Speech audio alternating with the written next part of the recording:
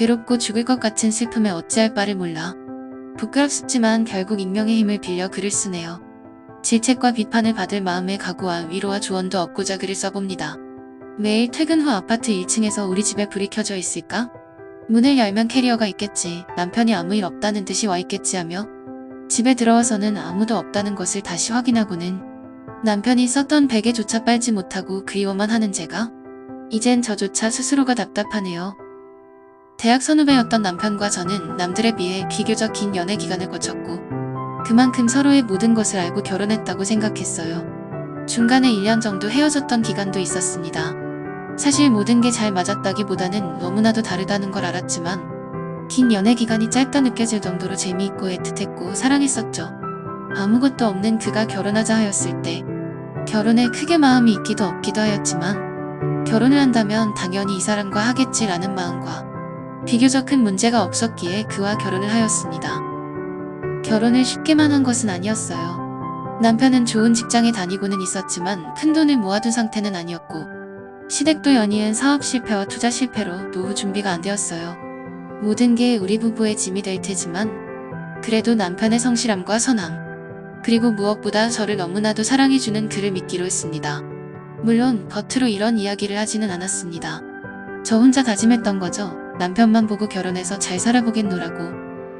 그래도 아이가 생기기 전까지 혼인신고는 미루고 싶었지만 결혼하면 한 거지 미룰 필요가 있겠냐는 남편의 말에 혼인신고도 신혼여행 다녀오자마자 바로 했어요.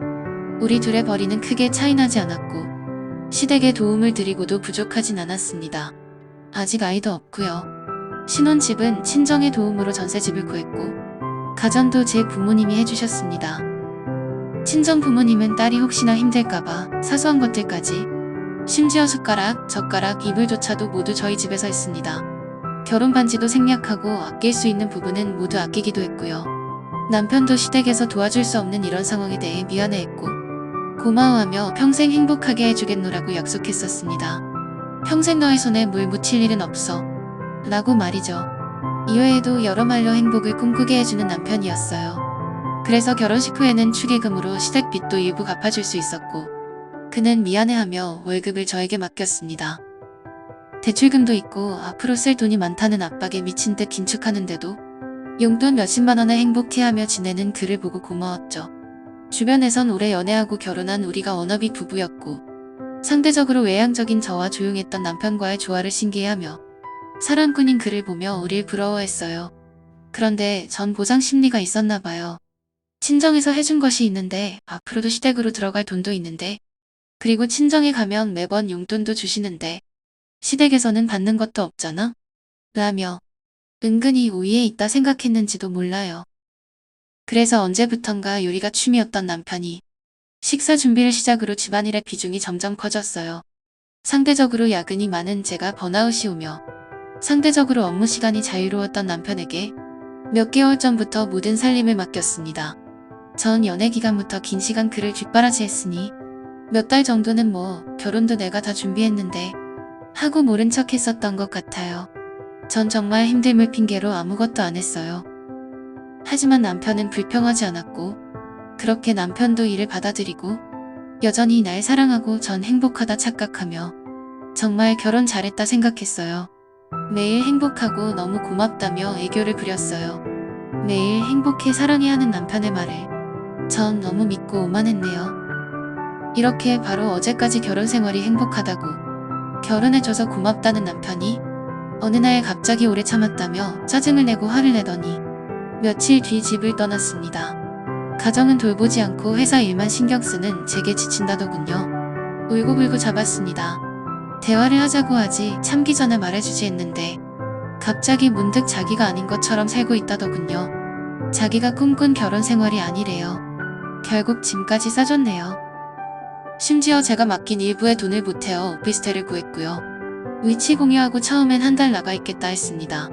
그러나 주소도 알려주지 않고 매일 전화로 이야기하자던 그는 연락을 하지 않았어요.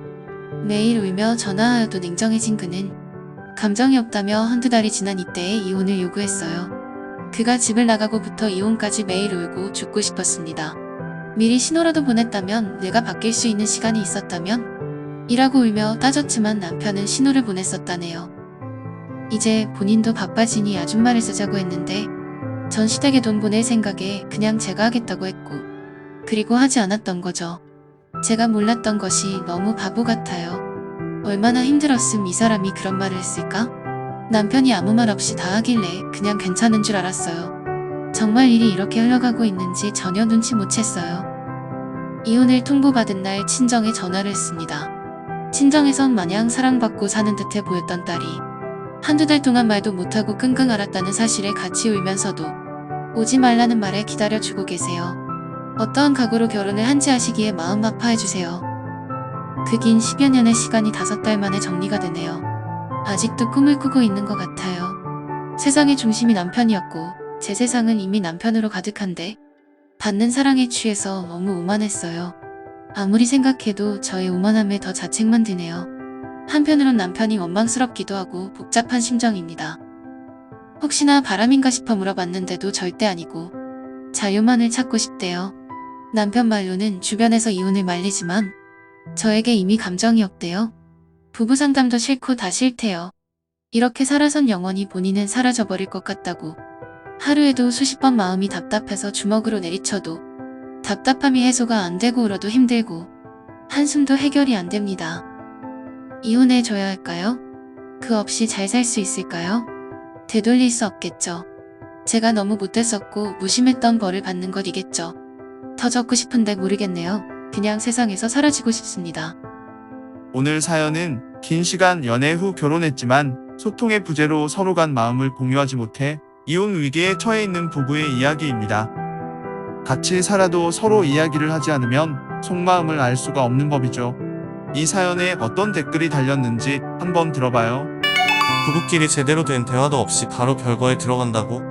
나만 이해가 안 되는 건가? 자유롭고 싶다는 말과 오피스텔 구한 거 보면 뻔한 거 아니야? 그냥 다른 여자 생긴 전형적인 바람난 남자의 변명 같은데 거기다 주소도 안 알려준다고? 이 정도면 100% 아닐까 싶네. 각자의 시간이 필요한 것 같아요. 서로 너무 오랫동안 만나고 결혼한 게 오히려 독이 든 게 아닐까 싶네요. 아무리 그래도 별것까지는 아니니 일단 집에 들어와서 좀 지내보고 이혼을 하더라도 하자고 제안해보면 어떨까요? 부모님이 애지중지 키워서 결혼할 때 해줄 수 있는 거 다 해줬는데 진짜 어이없는 놈 만난 거 너무 안타깝네. 네가 잘못한 거 하나도 없으니까 자책하지 말고 힘내라. 그 내용만 봐서는 집안일 좀 했다고 이혼한다는 게 솔직히 말도 안 되는 듯.